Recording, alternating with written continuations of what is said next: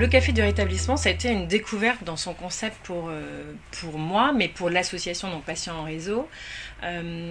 Donc pour comprendre pourquoi on s'est intéressé à ça, déjà, moi je suis patiente, j'ai eu l'occasion de faire des diplômes à l'université des patients, de patients experts en accompagnement du parcours en cancérologie.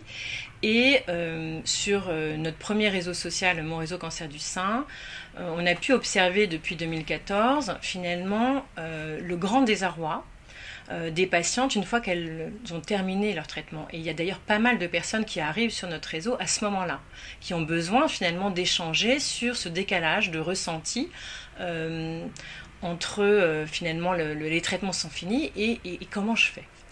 Et quand Catherine Turette-Turgis nous a parlé de ce concept, ça a été presque une évidence de se dire que c'était un enjeu de développer ça pour les patients et qu'il y avait un grand besoin. Et du coup, on a pu travailler donc en tant qu'association à la suite donc du Fight Club qui avait déjà fait un premier pilote à l'hôpital Tenon pour donc participer à porter une deuxième expérimentation pilote à la Pitié-Salpêtrière qui plus précisément s'intéressait donc uniquement à des patientes concernées par un cancer du sein et donc dans cette phase de rémission. Et ce qui est très important pour nous, c'est aussi de valoriser ces nouvelles missions de patients experts. C'est-à-dire que dans notre association, on parle de ces formations. Il y a donc un certain nombre de personnes qui se forment.